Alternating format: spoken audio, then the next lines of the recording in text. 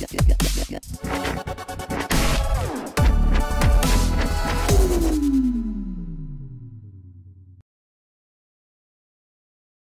vidéo a pour objectif d'étudier quelques fonctionnalités que propose le menu outils de l'application Python. Alors pour cela, j'ai déjà présaisi un script que l'on va exécuter à l'aide de la touche trace. L'affichage de la console d'exécution nous indique qu'il y a un problème de syntaxe au niveau de la ligne 10. Donc j'édite à nouveau le script à l'aide de la touche trace, puis j'appuie sur la touche zoom afin d'accéder au menu outils, puis l'option 8. J'indique alors la ligne qui nous concerne, entrée, et on a le curseur qui est directement affiché sur la ligne 10. Alors on s'aperçoit qu'il y a un problème ici puisque j'ai oublié d'indiquer l'issue que l'on souhaite tester. En effet, l'instruction conditionnelle ici vise à comparer le résultat de l'appel à la fonction SD au nombre 4.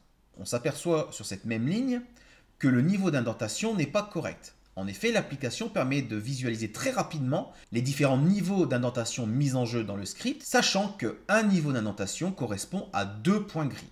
On se positionne alors en début de la ligne et on va indenter. Pour cela, on va appuyer sur la touche Zoom, puis 1. De la même manière, on aurait pu désindenter, donc c'est-à-dire enlever un niveau d'indentation, en appuyant successivement sur les touches Zoom, puis 2. Imaginons maintenant que je souhaite aller directement à la fin du script. Je peux le faire en appuyant sur la touche Zoom, puis ici, l'option B, ce qui nous permet d'aller directement à la dernière ligne. Même chose, Zoom, puis ici A nous permet de retourner directement au début du script. Ce qui peut être intéressant si vous souhaitez, comme moi, indiquer tous les imports de bibliothèque en début de script. Imaginons maintenant que l'on souhaite modifier ce script de manière à étudier la fréquence d'apparition d'un double 6 pour n lancé. Alors nous allons donc pour cela étudier la fonction SD. Je rappelle au passage que cette fonction aurait pu tout à fait être optimisée, comme vous le voyez à l'écran à l'aide de la deuxième proposition que je vous fais. Mais dans le cas de l'exemple qui est ici, je souhaitais avoir une variable intermédiaire. Alors, le curseur se trouve sur la ligne courante qui est ici la numéro 4, dans laquelle on affecte à la variable A le résultat de l'instruction rendInt1,6 qui permet de déterminer un nombre entier aléatoire compris entre 1 et 6. Donc ici, comme j'ai l'intention de travailler avec 2D, je vais faire zoom puis copier et je me positionne à la fin de la ligne pour faire à nouveau zoom, mais cette fois coller, c'est-à-dire l'option numéro 7. Il ne reste plus qu'à modifier le nom de la variable, par exemple ici B, je ne vais pas être très original, et indiquer ici plus B. De ce fait, la fonction SD permet de simuler un lancer de dés et de faire la somme des issues.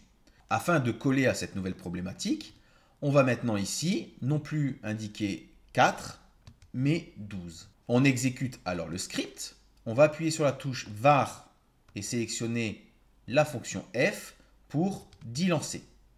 0, et puis après on peut tenter plusieurs lancers.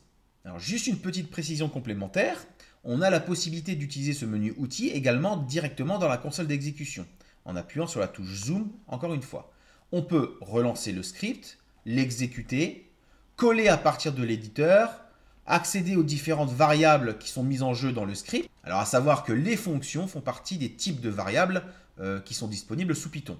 On a la possibilité soit d'effacer l'écran, de voir l'historique et d'autres options possibles comme notamment l'import des fonctions qui sont incluses dans un script. Ici, from script import étoile, ça veut dire tout simplement que vous avez la possibilité d'utiliser les différentes fonctions qui seraient dans un script annexe.